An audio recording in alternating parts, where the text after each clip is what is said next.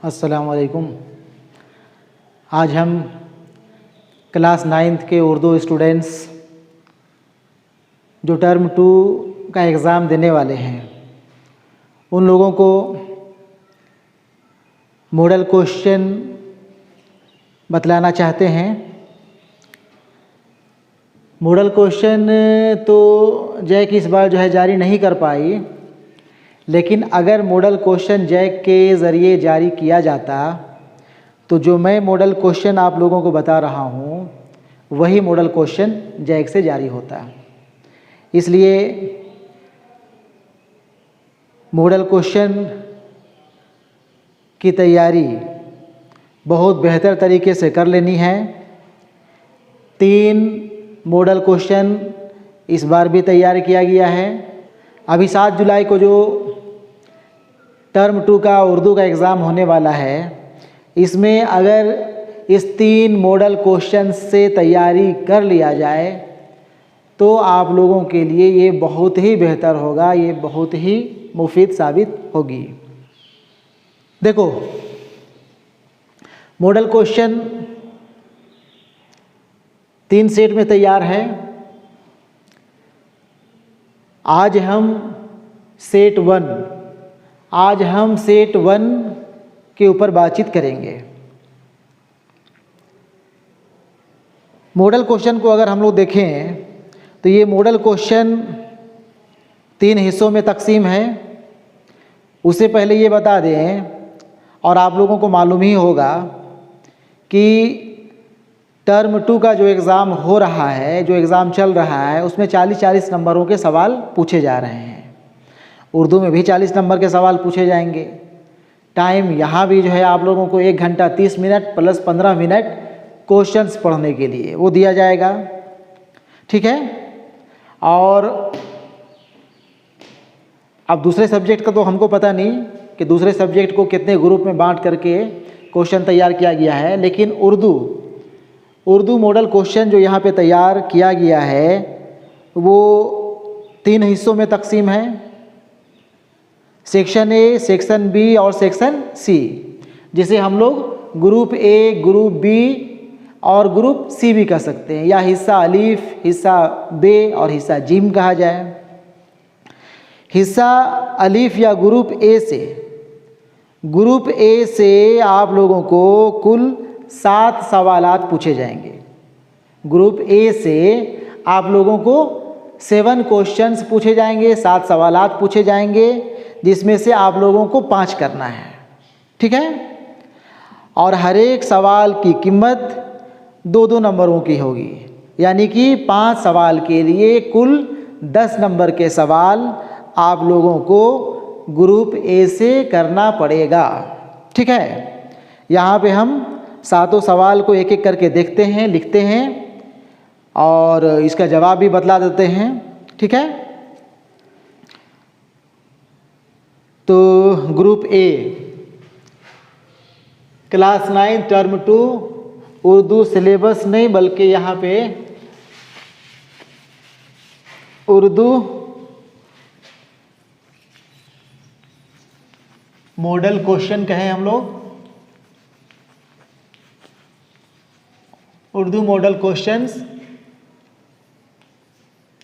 Set 1 में हम लोग आज ग्रुप ए देखते हैं। ठीक है। हिस्सा अलीफ का पहला सवाल है,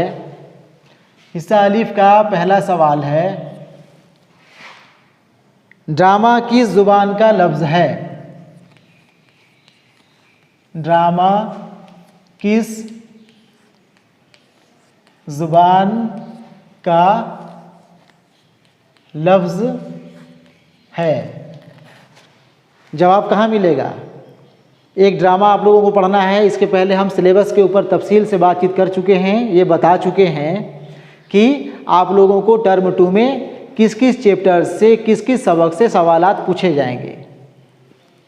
ड्रामा भी एक सबक है, ड्रामा भी एक चैप्टर है जो आप लोगों को टर्म 2 के लिए पढ़ना है। ड्रामा का नाम है खुदा हाफिज़। जब आप लोग ड्रामा के बारे में पढ़ेंगे तो इसका जवाब मिलेगा। ड्रामा किस ज़ुबान का लफ्ज़ है? इसका जवाब होगा यूनानी।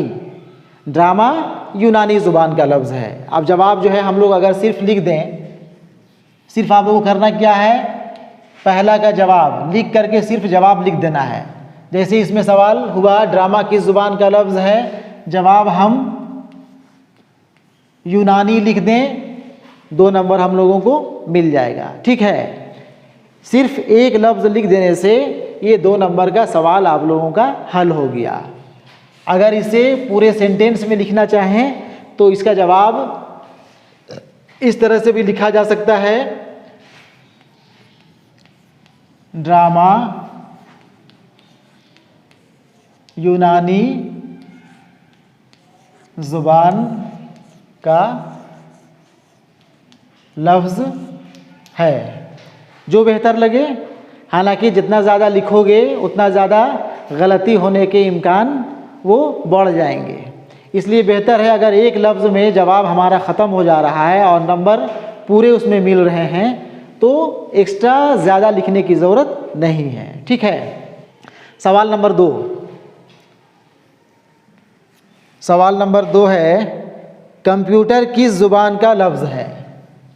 यहाँ भी पूछा गया है एक ही लफ्ज़ वाला सवाल, कंप्यूटर किस ज़ुबान का लफ्ज़ है। ये कहाँ मिलेगा? इसका जवाब मिलेगा जब आप लोग हिस्सा नस्र में इंफॉर्मेशन टेक्नोलॉजी के बारे में पढ़ेंगे। इंफॉर्मेशन टेक्नोलॉजी, ठीक है, इंफॉर्मेशन टेक्नोलॉजी पढ़ेंगे, आप लोगों को इसका जवाब मिल जाएगा। वैसे अगर हमसे जवाब पूछो तो जवाब इसका होगा लातीनी। क्या जवाब होगा? लातीनी, लैटिन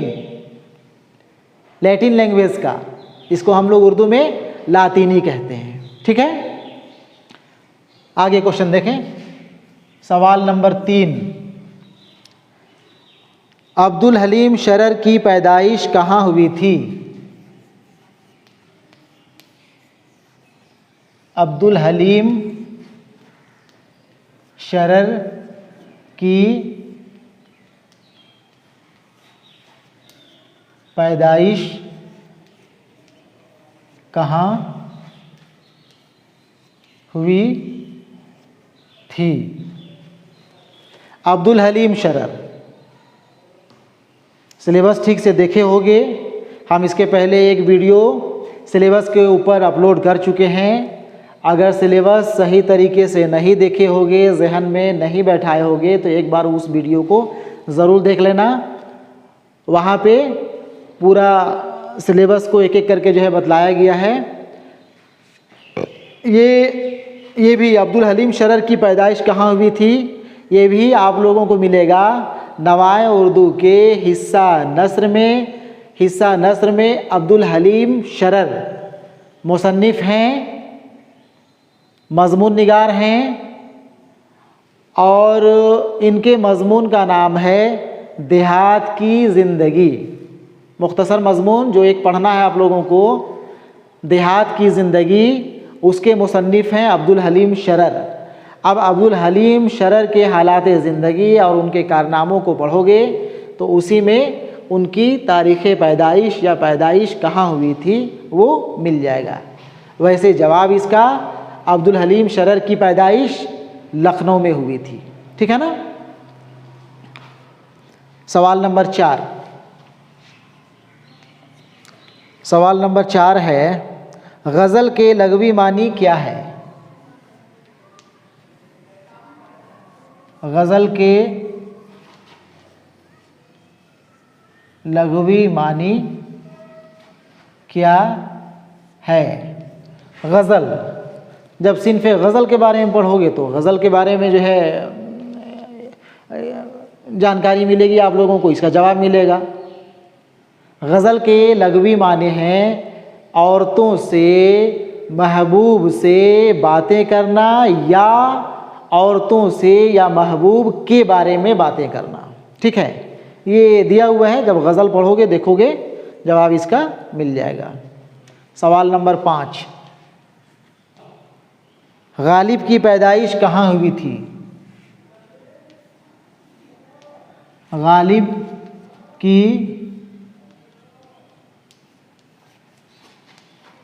पैदाइश कहाँ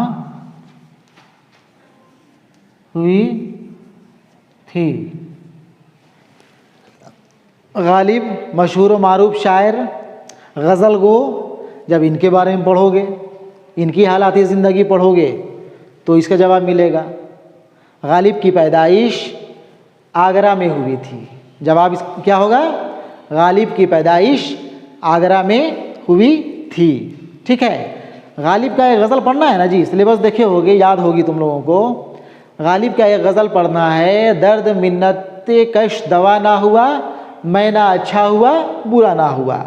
जो गज़ल पढ़ना है तुम लोगों को टर्म 2 में, वो गज़ल पढ़ोगे, उसकी तशरीह जो है एक एक करके जो है हर एक शेर का कर लेना है, और उसी में गालिब को भी जानना है।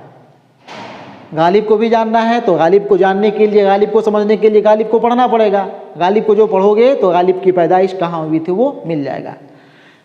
ठीक है, ठीक है। सवाल नंबर 6, सवाल नंबर 6 यहाँ पे मुहावरा दिया हुआ है। एक मुहावरा है, लकीर का फ़कीर होना का मानी बताते हुए जुमला बनाएं। लकीर का फ़कीर होना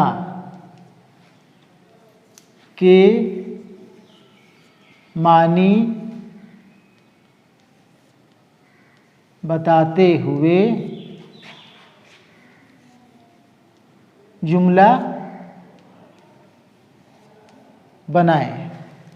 लकीर का फ़कीर होना एक मुहावरा है।